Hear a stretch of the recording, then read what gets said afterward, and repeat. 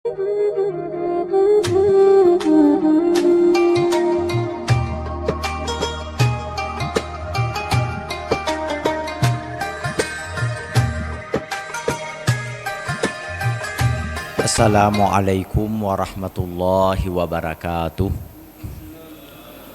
Alhamdulillahi rabbil alamin. Nahmaduhu wa nasta'inuhu wa nastaghfiruhu wa nastahdih.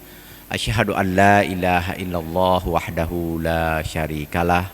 Wa asyhadu anna muhammadan abduhu wa rasuluhu la nabiyya ba'dah. Allahumma salli wa sallim ala sayyidina wa maulana Muhammad wa ala alihi wa ashabihi wa man tabi'ah.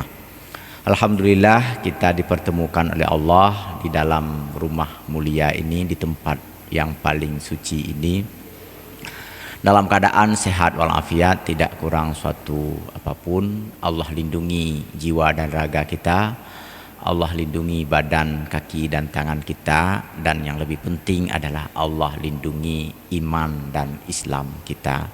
Salawat beriring salam kita doakan semoga disampaikan kepada baginda Rasulullah sallallahu alaihi wasallam beserta seluruh sahabat, seluruh kerabat dan zuriatnya. Zuriat maksudnya keturunan-keturunannya. Dan juga kepada semua para tabi'in, para syuhada, para aulia, para ulama mutaqaddimin dan mutaakhirin, serta kepada semua orang-orang yang orang saleh dan orang beriman hingga akhir zaman. Dengan niat memperpanjang iktikaf di dalam masjid mulia ini, kita ikuti pengajian ilmu tauhid yang kita mulai seraya mengharapkan rahmat, ridha dan hidayah Allah dengan sama-sama membaca basmalah. Bismillahirrahmanirrahim. Posisi pengajian kita sudah sampai kepada pembahasan alam dunia. Kita awali alam dunia dengan suatu keadaan yang sangat terbatas, yang sangat lemah.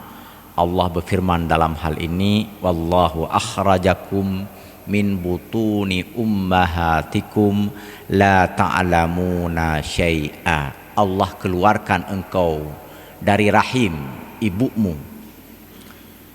Allah pindahkan engkau dari alam rahim ke alam dunia ini, di mana ketika mengawali alam dunia ini kalian nggak tahu apa-apa.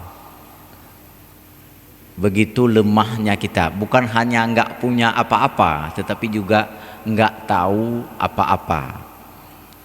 Wa ja'ala lakumus sam'a wal absara wal af'idah la'allakum tashkurun.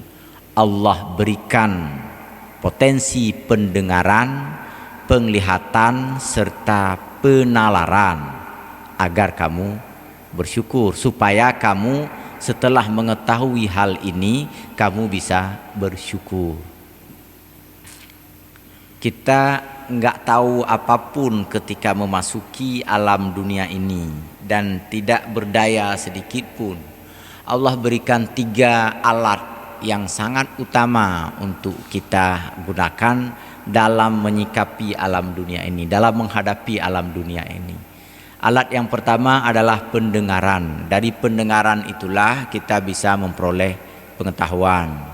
Kita bisa menyimak dan mendengar banyak hal, sehingga dari pendengaran itu berakumulasi, terhimpun, berkumpul menjadi pengetahuan untuk kita. Kemudian al-absar, penglihatan, diberikan kepada kita alat untuk mengetahui yang kedua, yaitu penglihatan. Dengan penglihatan itu kita bisa melihat berbagai hal, bisa mengamati berbagai keadaan, sehingga dari keadaan-keadaan yang kita amati itu kita pun memperoleh pengetahuan.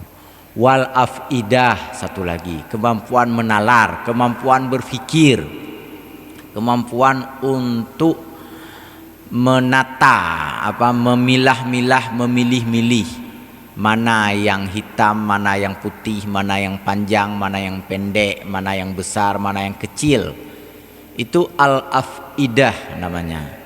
Kalau penglihatan tadi cuma melihat saja, melihat, nampak semuanya, tapi belum bisa mengklasifikasi, belum bisa membedakan mana yang besar, mana yang kecil.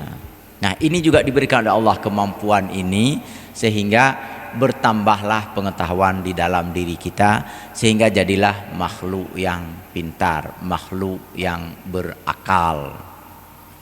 Yang sayang adalah apabila lahum qulubul la yafqahuna biha, ketika kemampuan menalarnya itu sudah pandai tetapi tidak dibaringi oleh penggunaan hati.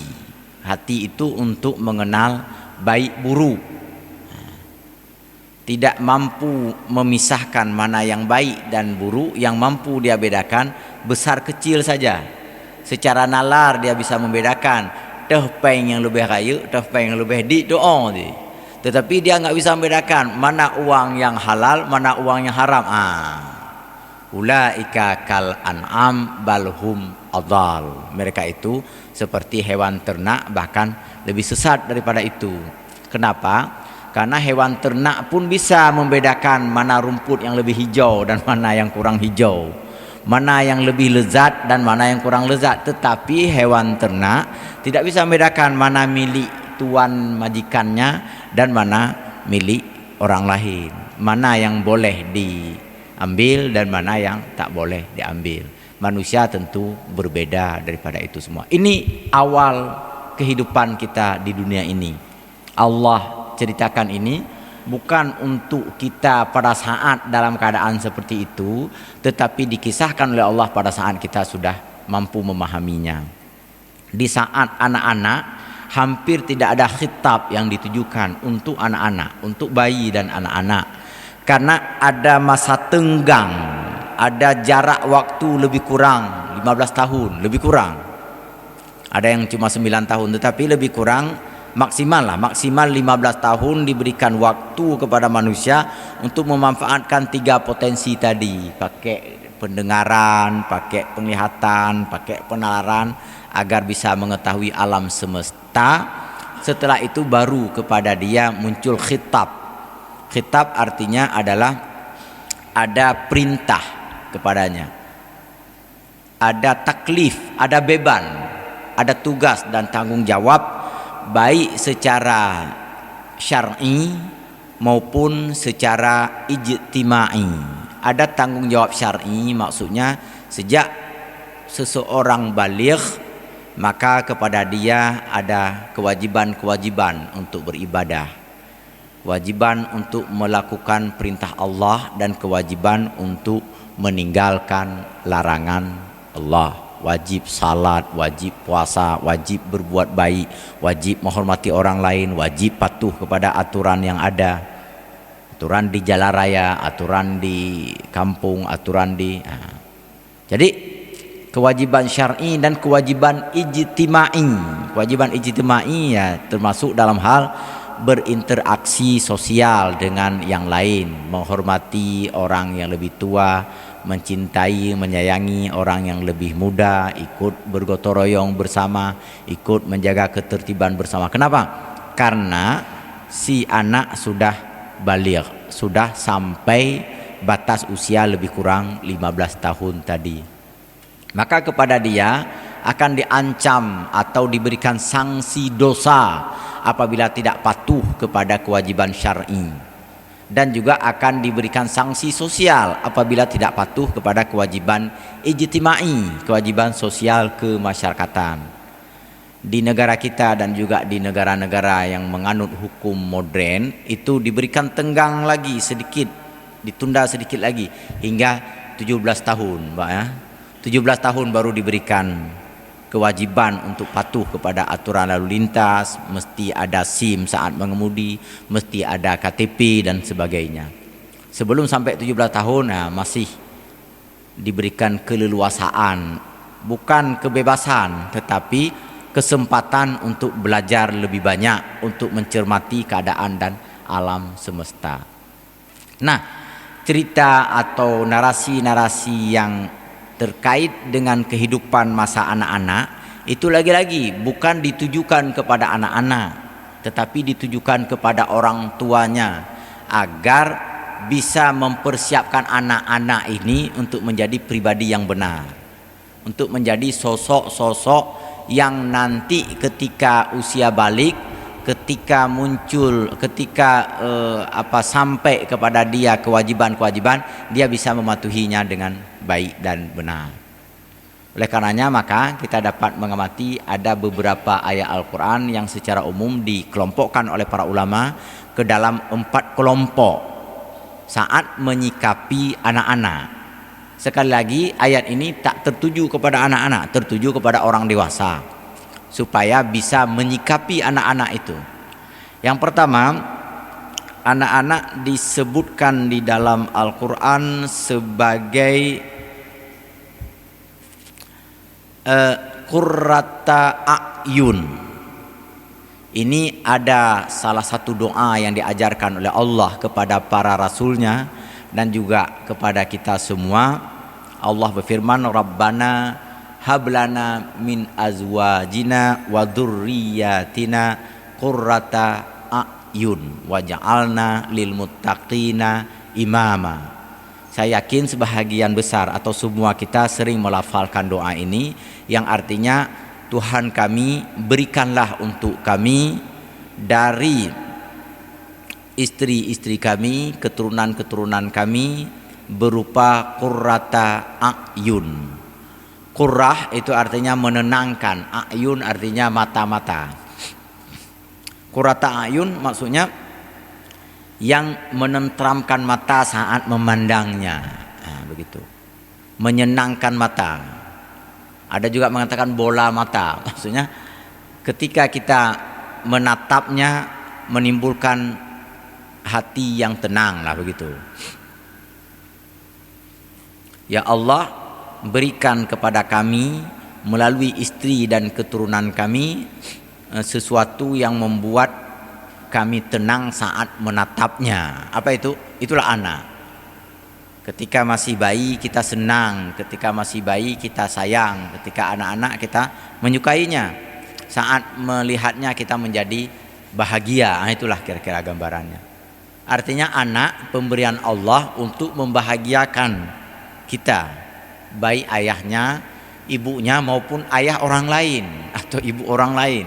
Coba tengok kalau misalnya ada anak kecil itu disukai oleh tidak hanya kedua orang tuanya, juga oleh orang-orang lain yang ada di sekitarnya.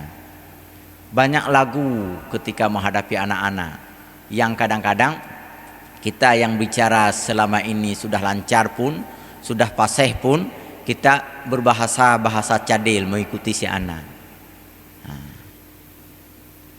Apa misalnya?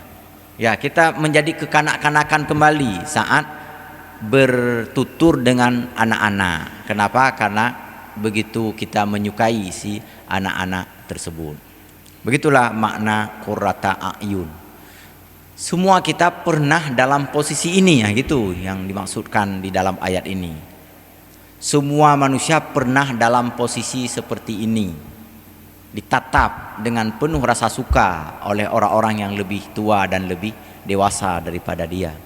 Tetapi ingat bahwa ini bukan selamanya, ini hanya sementara saja. Ada saatnya nanti berubah lagi keadaan dari qurrata ayun menjadi keadaan yang berikutnya yang diistilahkan oleh Allah dengan zinah. Zinah itu artinya perhiasan. Apa bedanya qurrata a'yun dengan perhiasan? Qurrata a'yun itu tidak menimbulkan atau tidak dapat diambil atau diraih keuntungan padanya. Qurrata a'yun itu sifatnya masih sangat pasif. Hanya kita lihat, hanya kita tatap, itu saja. Tidak ada yang bisa dieksploitasi dari si bayi itu untuk memperoleh keuntungan-keuntungan baik secara duniawi dan ukhrawi bagi orang tuanya, begitu. Jadi masih dalam keadaan pasif. Sedangkan zinatul hayatid dunya, al-malu wal banun zinatul hayatid dunya. Harta dan anak-anak itu adalah perhiasan dunia. Ini mirip dengan kisah Nabi Ismail alaihi salam, falamma balagha ma'ahu sa'ya, kata Allah kepada Nabi Ibrahim. Ketika usia anak sudah sampai bisa dipekerjakan oleh orang tuanya, udah bisa kita suruh-suruh, udah bisa kita perintah-perintah agar kita tidak terlalu sibuk, misalnya sedang duduk, sedang bekerja, kita perlu minum, kita bisa perintah si anak untuk mengambil minuman. Atau ada lampu yang masih menyala, sudah siang hari, kita bisa perintahkan dia untuk mematikan lampu, kita nggak harus bangun dan sebagainya. Itu sudah menjadi zinatul hayatid dunia. Sudah ada potensi-potensi yang bisa kita manfaatkan untuk kepentingan kita.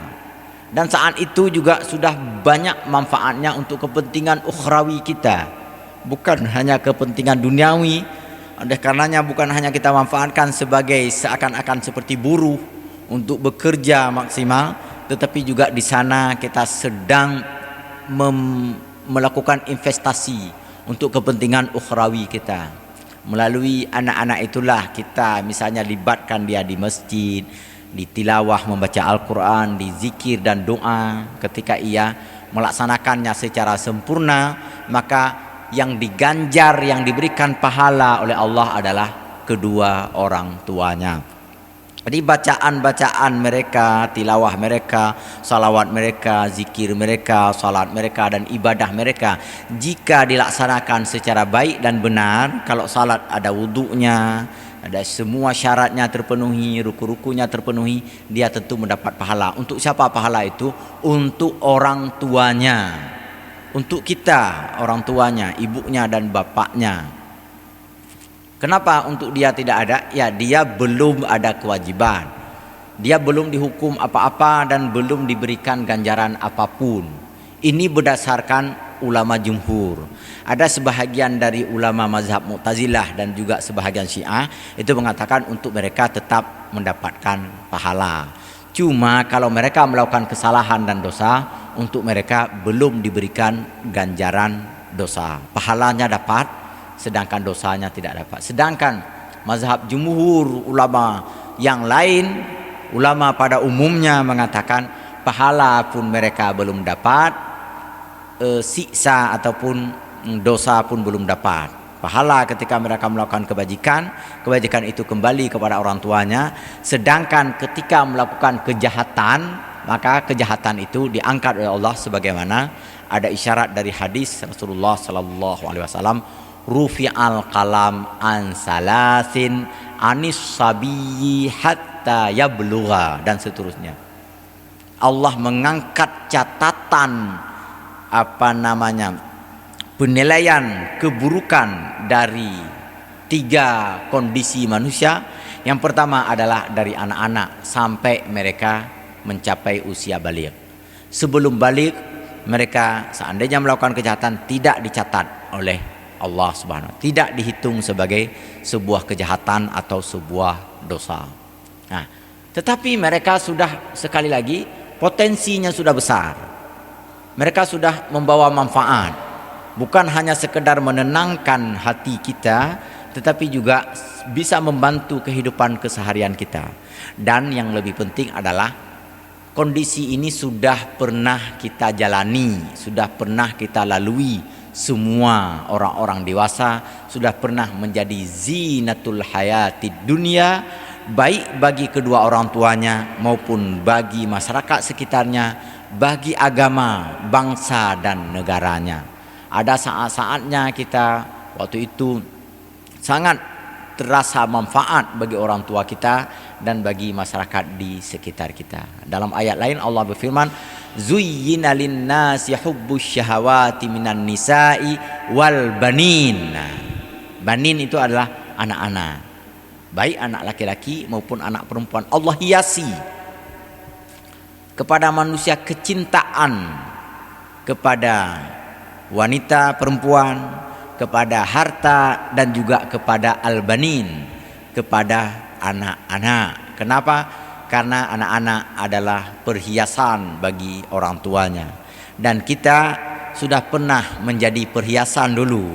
Walaupun sekarang jelek-jelek begini, kita telah pernah sangat disukai dulu, ditatap dengan tatapan yang menyenangkan, dan pernah menjadi perhiasan bagi orang tua kita dan bagi masyarakat sekitarnya. Perhiasan itu kan sangat dielu-elukan, sangat dibangga-banggakan di waktu-waktu tertentu dari kehidupan kita. Maka kalau di usia dewasa, nggak perlu narsis lagi kita sebenarnya kan, nggak perlu tampil sebentar-sebentar di selfie pedih gede hana perlele, karena sudah pernah, itu sudah masa lalu itu. Bek manuk mitle lah bahasanya, bek le galak dah ke keadaan-keadaan yang seperti itu. Bek ingin dipuji terus menerus, sudah pernah dipuji dulu ketika zina dulu. Nyusiaat Hawa dipuji, Hawa dipujo, dak jut beti uro berkenang pujian, tapi nggak usah lagi lah, udah lewat masa itu untuk kita. Nah, selanjutnya ini kita lihat keseluruhannya. Kondisi ketiga dilafalkan di dalam Al-Quran sebagai fitnah. Innama amwalukum wa auladukum fitnah. Ya ayyuhalladzina amanu innama amwalukum wa auladukum fitnah. Wahai orang-orang beriman, bahwasanya hanya saja, innama ini kan lil hasri, kan? Untuk membatasi maksudnya hanya sebagai cobaan, sebagai fitnah. Anak-anakmu, harta-hartamu itu hanya sebagai cobaan, sebagai fitnah. Cobaan ini kan, yang namanya cobaan, ada yang berhasil, ada yang gagal. Nah, ini maksudnya. Jadi potensinya 50-50 di sini.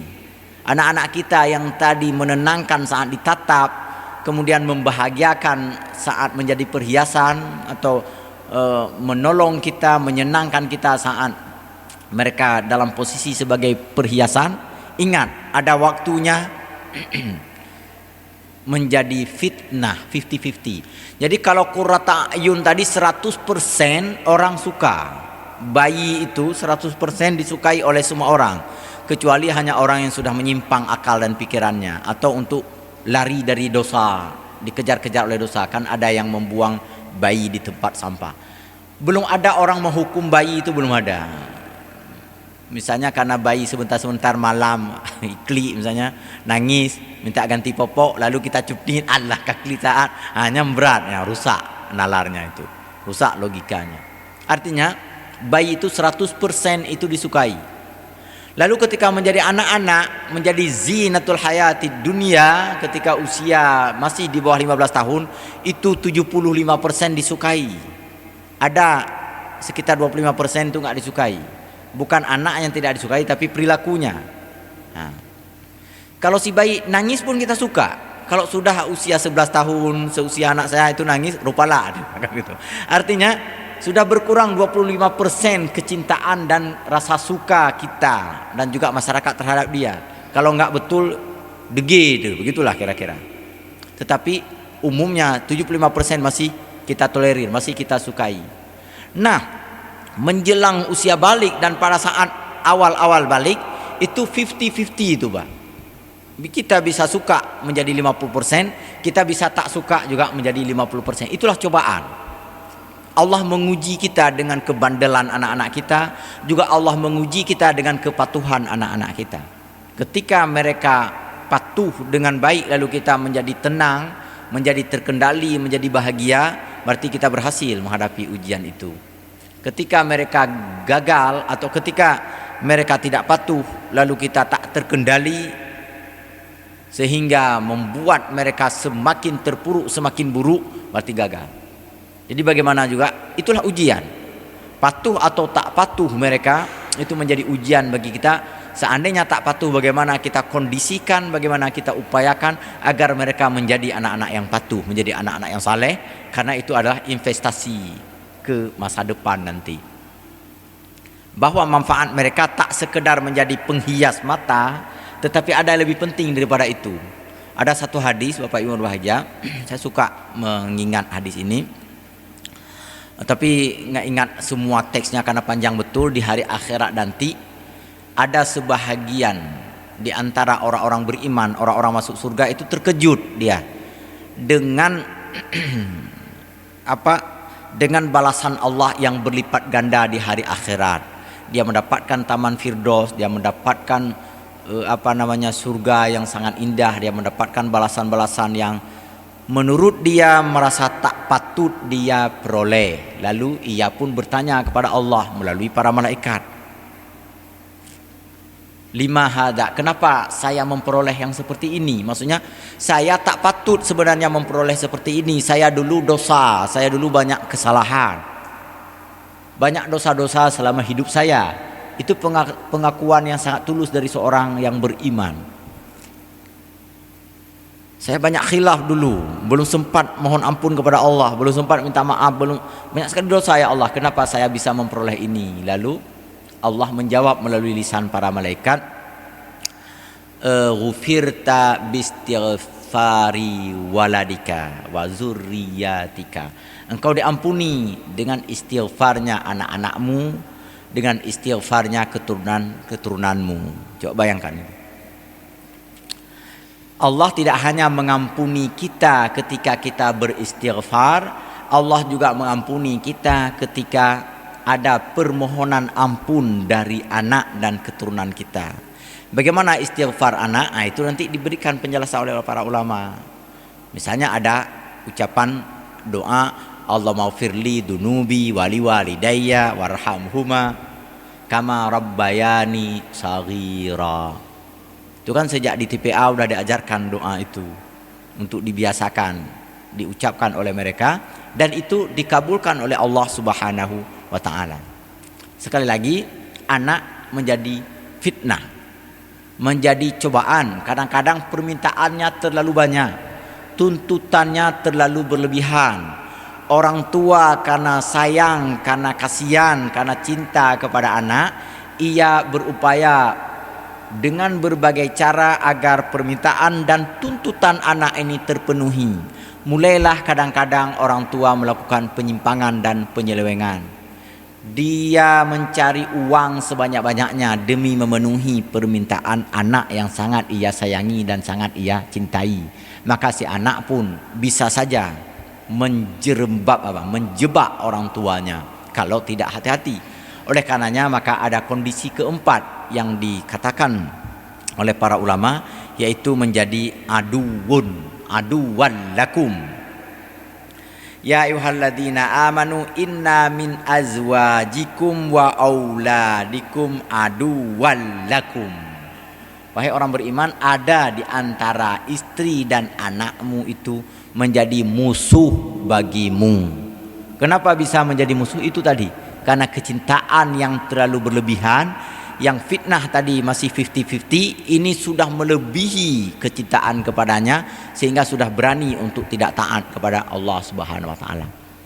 Mulailah ada yang korupsi, mulailah ada yang melakukan penyelewengan, atau karena terlalu cinta kepada anak, si anak tidur subuh hari, kita pergi ke masjid enggak kita bangunkan dengan alasan sayang anak min, kakek bahinan.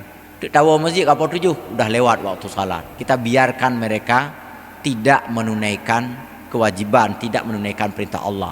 Lalu mereka pun bergelimang dengan kejahatan dan dosa-dosa. Ini aduwwan lakum.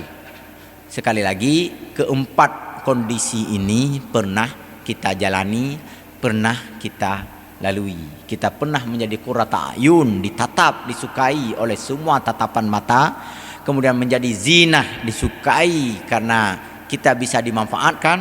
Nyona molen you puduk-puduk irah jaro, you beut makanan, minuman, you bagi-bagi kue dan sebagainya. Itu kondisi sebagai zinatul hayatid dunia. Dan setelah itu kita juga pernah menjadi fitnah bagi orang tua kita dan bagi masyarakat, menjadi cobaan. Bak melasahnya hamdu metuha misalnya kan. Kalau ada pohon kelapa di depan menasah, itu ada saja di antara kita yang memanjatnya. Itu cobaan bagi orang tua kita. Kalau mereka tidak bersabar dalam menghadapi semua ini, ya mungkin akan semakin buruk dan terpuruk sebab-sebab kemarahan, kebencian, kekesalan, kejengkelan orang tua terhadap kita. Dan kita juga menghadapi hal yang sama. Bapak-bapak muda seperti saya, seperti Ustaz Khalid, Ustaz MBU, Ustaz Muhammad, ini kan memiliki anak-anak yang dalam usia seperti itu. Kalau kita tidak terkendali, kita marah, kita kesal, kita hukum, kita ikat, kita gantung, itu semakin memperburuk dan memperpuruk keadaan. Dan di dalam sebuah naskah yang ditulis oleh Abdul Hamid Hakim itu disebutkan ya bani, ya bunayya. Jadi sebuah kitab kecil, Wahai Anakku judulnya, itu di dalamnya ada disebutkan sedikit tentang bahwa menghadapi anak-anak itu seperti menghadapi seorang perempuan min dilail a'waj, dari tulang yang bengkok. Kalau kita terlalu bersikeras meluruskan tulang yang bengkok ini, tulang akan patah begitu. Anak-anak lebih lagi daripada itu katanya. Kalau perempuan itu tulang yang bengkok, anak-anak itu tulang yang zigzag, itulah kira-kira. Yang muwet-muwet lagi nih. Harus benar-benar diluruskan pelan-pelan, karena kalau kita tidak sabar dalam meluruskannya, sekali hentak maka patah. Bukan hanya sekali patah, tetapi boleh jadi patah-patah misalnya, berkali-kali patah dan hancurnya kalau tidak pandai dalam hal ini. Dan dalam saat seperti itulah dia akan menjadi aduwwan lakum. Jadi anak menjadi aduan, menjadi musuh, bukan bermakna dia berada di sana, kita berada di sini lalu saling tembak. Bukan bermakna dia menyerang dan kita akan berperang dengannya. Bukan itu maksudnya.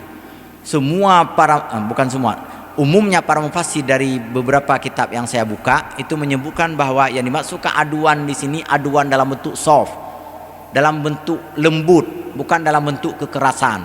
Nggak perlu kita bertengkar dulu dengan anak baru dia menjadi aduan, tidak. Bisa jadi kita berdampingan dengan anak, pergi bersama-sama kemana-mana, tetapi dia dengan persepsi, dengan mindset, dengan opini sendiri, dengan keinginan dan kemauan-kemauannya sendiri, dan kita pun dengan kemauan-kemauan kita sendiri, lalu kita tinggalkan aturan yang benar, kita menentang Allah, menentang syariat dan aturan agama dalam memenuhi mindset dan keinginan-keinginan dia. Nah, itu juga menjadi aduan namanya. Ini yang harus hati-hati. Kalau berseberangan, berperang itu memang hampir tidak pernah terjadi. Kalaupun ada dalam satu dalam 1000 lah istilahnya. Tetapi yang paling sering adalah bisa ketawa ketiwi, bisa bercanda dengan anak, tetapi si anak secara perlahan menjebak kita untuk masuk ke dalam neraka karena memenuhi tuntutan dan keinginan-keinginannya tadi. Ini yang harus fahzaruhum. Maka berhati-hatilah dalam menghadapi mereka. Fahzarhum, hati-hatilah engkau wahai seorang tua ketika menghadapi anak-anakmu dan juga istri-istrimu yang tidak bisa engkau luruskan secara sembarangan cara meluruskannya. Jadi kalau tidak kita luruskan dia akan semakin bengkok. Kalau tidak kita luruskan dia semakin zigzag. Lagi laju, terus menerus, berbelok-belok terus menerus. Maka diluruskan sampai benar-benar menjadi lurus, kita bawa kepada jalan yang benar. Satu lagi ada juga memang belum sempat saya lihat, tetapi saya pernah membaca hadis ini. Seorang tua yang saleh berada di pintu surga, yang dia sudah melihat kenikmatan dan keindahan surga, lalu tiba-tiba pintu surga kepadanya tertutup. Tiba-tiba. Lalu Allah bertanya, para malaikat bertanya, ada apa gerangan? Apakah ada kerugian orang lain yang belum dibayarnya? Apakah ada kesalahan terhadap orang lain yang belum dimaafkannya, yang belum dimaafkan untuk dia, yang belum dia peroleh kemaafan dari orang-orang lain yang pernah didaliminya? Seluruh isi alam semesta menjawab tidak ada. Lalu tiba-tiba ada suara serak muncul di sana. Ada katanya. Rupanya suara serak itu adalah suara anaknya. Ayah membiarkanku dulu dengan kejahatan, membiarkanku dulu berlarut-larut dengan kejahatan, sehingga aku pun masuk ke dalam neraka seperti ini, kata seorang anak. Maka Allah perintahkan, halangi dia, tunda dia untuk menikmati keindahan dan kenikmatan surga. Kenapa? Sekali lagi, karena lalai dan abai terhadap perhatian, terhadap pendidikan anak-anaknya. Tak sempat ia luruskan. Ia biarkan anak berada di dalam kekacauan sehingga tertunda untuk memperoleh balasan surga dari Allah Subhanahu wa taala. Inilah kehidupan dunia, Bapak. Ini baru tahap kedua dari kehidupan dunia. Tahap pertama adalah lahir, dan tahap kedua adalah menjalani usia anak-anak yang kita semua sudah pernah menjalaninya, dan kita juga terus-menerus berhadapan dengan ini, baik terhadap anak kita, anak orang lain, ataupun cucu-cucu kita. Maka kita bisa bangun kesadaran dan sikap yang tepat, yang benar dalam menghadapi keadaan-keadaan ini. Demikian kajian kita pada pagi hari yang berbahagia ini. Seandainya ada pertanyaan dan tanggapan yang terkait dengan pembahasan ini, saya berikan kesempatan kepada Bapak Ibu semuanya. Baik, jika tidak ada lagi hal yang perlu kita diskusikan, mudah-mudahan kajian pagi ini membawa berkah, membawa manfaat untuk saya sendiri dan untuk kita semua. Semoga Allah melindungi kita, semoga Allah membimbing kita, semoga Allah senantiasa memberikan hidayah yang terbaiknya untuk kita semua. Lebih kurang saya mohon maaf. Subhanakallahumma bihamdika asyhadu an la ilaha illa anta nastaghfiruka wa natubu ilaik. Wassalamualaikum warahmatullahi wabarakatuh.